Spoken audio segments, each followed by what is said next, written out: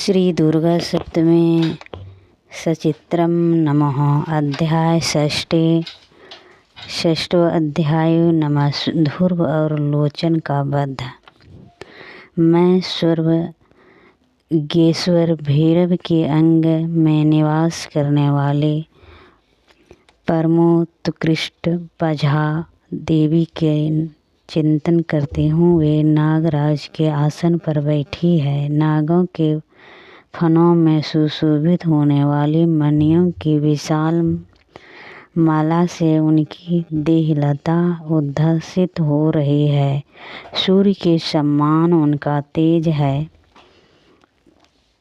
3 नेत्र उनकी शोभा बढ़ा रहे हैं। वे हाथों में माला, कुंभ, कपाल और कमल लिए हुए हैं तथा उनके मस्तक में अर्ध चंदन का मुकुट सुशोभित है।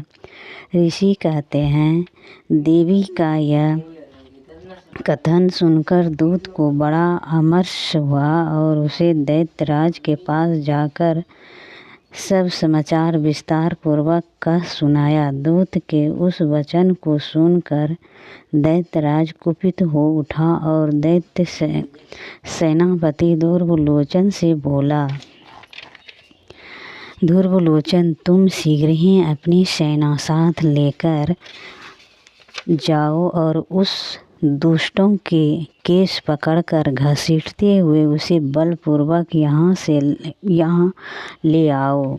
उसकी रक्षा करने के लिए यदि कोई दूसरा खड़ा हो तो वह भी देवता, यक्ष अथवा गंधर्व हो क्यों ना हो, उसे अवश्य मार डालना। ऋषि कहते हैं, शुभ के इस समाचार इस प्रकार आज्ञा देने पर दुर्वलोचन दैत्य 60,000 असुरों के सेना को साथ लेकर वहाँ से तुरंत चल दिया। वहाँ पहुंचकर उसने हिमालय पर रहने वाली देवी को देखा और ललकारा। कहा, अरे तू शुभ निशुभ के पास चल। यदि इस समय प्रशंसतापूर्वक मेरे स्वामी के समीप नहीं चलेगी तो मैं बलपूर्वक झूठा पकड़कर घसीटते हुए तुझे मैं ले जाऊंगा। देवी बोली, तुम्हें दैत्यों के राजा ने भेजा है।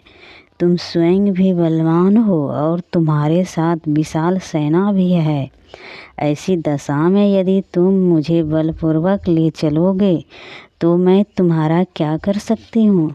ऋषि कहते हैं, देवी के यूं कहने पर असुर दुर्वलोचन उनकी ओर दौड़ा। तब अम्बा ने हूँ शब्द के उच्चारण शब्द से उसे भस्म कर दिया।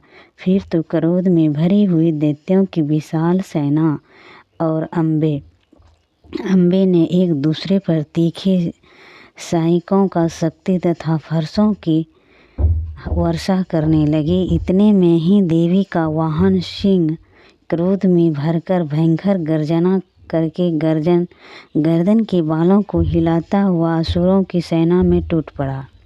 उसने कुछ दैत्यों को पंजों की मार से, कितनों को अपने जावड़ों से और कितनों की महादैत्यों को पकड़कर ओठ की दाढ़ों पर घायल करके मार डाला। उस सिंह ने अपने नखों से कितने के पेट फाड़ डाले और थप्पड़ मारकर कितनों के सिर धड़ से अलग कर दिए। कितनों की भुजा और मस्तक काट डालने और अपनी गर्दन के बाल हिलाते हुए उसने दूसरी दैत्यों के पेट फाड़ उनका रक्त चूस लिया। अत्यंत क्रोध में भरे हुए देवी के वाहन उस महाबली सिंह ने क्षण भर में ही असुरों की सारी सेना संहार कर डाला।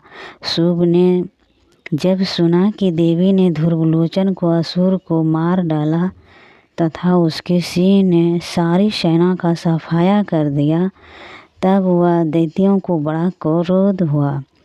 उसका ओठ कांपने लगा। उसने चंड और मुंड नामक 2 महादैत्य को आज्ञा दी, हे चंड और हे मुंड, तुम लोग बहुत बड़ी सेना लेकर वहां जाओ। उस देवी के झूठे पकड़कर अथवा उसे बांधकर शीघ्र ही यहाँ ले आओ। यदि वह इस प्रकार उसको लाने में संदेह हो तो युद्ध कर सब प्रकार के अस्त्र शस्त्र तथा समस्त असुरों सेना का प्रयोग करके उसकी हत्या कर डालना। इस दुष्ट की हत्या होने पर सिंह के भी मारे जाने पर उस अम्बे बांध कर साथ ले शीघ्र ही लौट आना। इसी प्रकार 6ठा अध्याय पूरा हुआ। 7वां अध्याय आरंभी। नमचंड और मुंड का वध। मैं मातंगी देवी का ध्यान करती हूँ। ये रत्नमय सिंहासन पर बैठकर पढ़ते हुए तोते का मधुर शब्द सुन रही है। उनके शरीर का वर्ण श्याम है। वे अपना एक पैर कमल पर रखे हुए हैं और मस्तक पर गंधर्व धारण अर्धचंदन धारण करती है। वह कहार पुष्पों की माला धारण किए बिना बजाती है। उनके अंगों में कसी हुई चूड़ी शोभा पा रही है। वे लाल रंग की साड़ी पहने हाथ में शंखमय पात्र लिए हुए हैं। उनके वदन पर मधु का हल्का हल्का प्रभाव जान पड़ता है और ललाट में बेंदी शोभा दे रही है। ऋषि कहते हैं, तदंतर शिव की आज्ञा पाकर वे चंड मुंड आदि दैत्य चतुरंगी सेना के साथ अस्त्र शस्त्र से सुसज्जित हो चल दिए। फिर गिरिराज हिमालय के सुवर्णमय ऊंचे शिखर पर पहुंचकर उन्होंने सिंह पर बैठी देवी को देखा। वे मंद मंद मुस्कुरा रही थी। उन्हें देखकर दैत्य लोग तत्परता से पकड़ने वाला उद्योग करने लगे। किसी ने धनुष तान लिया तो किसी ने तलवार संभाली और कुछ लोग देवी के पास आकर खड़े हो गए। तब अम्बे ने उस शत्रुओं के प्रति बड़ा क्रोध किया। उस समय क्रोध के कारण उनका मुख काला पड़ गया, ललाट में भौहें टेढ़ी हो गई और वहाँ से तुरंत विकराल मुखी काली प्रकट हुई। जो तलवार और पास लिए हुए थे वे विचित्र खगवांग धारण किए हुए थे। चीते की चामड़ की साड़ी पहने नर मुंडों की माला से विभूषित थे। उनके शरीर का मांस सूख गया था, केवल हड्डियों का ढांचा था जिसे वे अत्यंत भयंकर जान पड़ते थे। उनका मुख बहुत विशाल था। जीभ लपट पाने के कारण वे और भी डरावनी प्रतीत होती थी। उनकी आंखें भीतर की ओर धंसी हुई और कुछ लाल भी थे। वे अपनी भयंकर गर्जना से संपूर्ण दिशाओं को गुंजा रहे थे। बड़े बड़े दैत्यों का वध करती हुई वे कालिका देवी बड़े वेग से दैत्य की उस सेना में टूट पड़ी और उन सबको भक्षण करने लगी। वे पाशवर्ष रक्ष को अंकुशधारी महावतों योद्धाओं और घंटा सहित कितने ही हाथियों को एक ही साथ पकड़कर मुंह में डाल लेती थी। इसी प्रकार घोड़े, रथ और सारथी के साथ रथी सैनों को मुंह में डालकर वे उन्हें बड़े भयानक रूप से चबा डालती थी। किसी के बाल पकड़कर लेती, किसी का गला दबा देती, किसी को पैर से कुचल डालती और किसी को छाती से धक्के से गिरा देती। पर वह देवी किसी के पैरों से मार कर डालती। वे असुरों के छोड़े हुए बड़े बड़े अस्त्र शस्त्र मुंह से पकड़ लेती और रोष में भरकर उसको दांतों से पीस डालती थी। काली ने बलवान एवं दुरात्मा दैत्यों की वह सारी सेना रौंद डाली, खा डाली और कितनों को मार भगाया। कोई तलवार के घाट उतारे गए तो कोई खगवांग से पीटे गए और कितने ही असुर तो दांतों के ग्रस्त भाग में कुचले जाकर मृत्यु को प्राप्त हुए। इस प्रकार देवी के असुरों की इस सारी सेना को क्षण भर में मार गिराया। यह देख चंड उन अत्यंत भयानक काली देवी की ओर दौड़ा तथा महादैत्य मुंड ने भी अत्यंत भयंकर बाणों की वर्षा से तथा हजारों बार चलाए हुए चक्रों से उन भयानक नेत्र वाली देवी को आच्छादित कर दिया।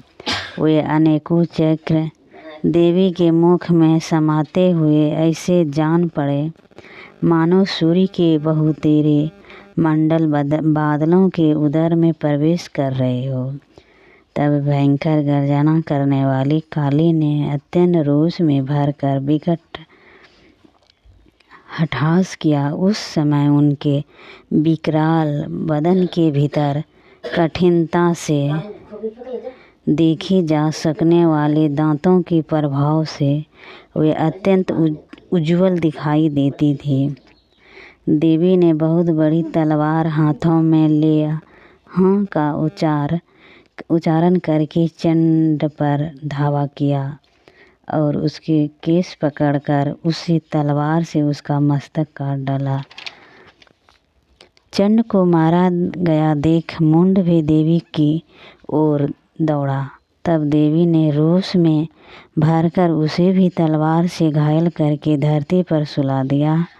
महापराक्रमी चंड और मुंड को मारा गया देख मरने से बची हुई बाकी सेना भय के व्याकुल हो चारों ओर भागने लगे। तदंतर काली ने चंड और मुंड का मस्तक हाथ में ले चंडिका के पास जाकर प्रचंड हठहास करते हुए कहा, देवी, मैंने चंड और मुंड नामक इन दो महादैत्यों को, दो महापशुओं को तुम्हें भेंट क्या है। अब युद्ध यज्ञ में तुम शुभ और निशुभ स्वयं ही वध करना। ऋषि कहते हैं, वहाँ लाए हुए उन चंड मुंड नामक महादैत्य को देखकर कल्याणमयी चंडिके काली से मधुर वाणी में कहा, देवी, तुम चंड और मुंड को लेकर मेरे पास आई हो, इसीलिए संसार में तुम्हें चंडिके के नाम से तुम्हारी ख्याति होगी। इसी प्रकार 7वां अध्याय पूरा हुआ। श्री दुर्गा सप्तमी की सचित्रम नमः।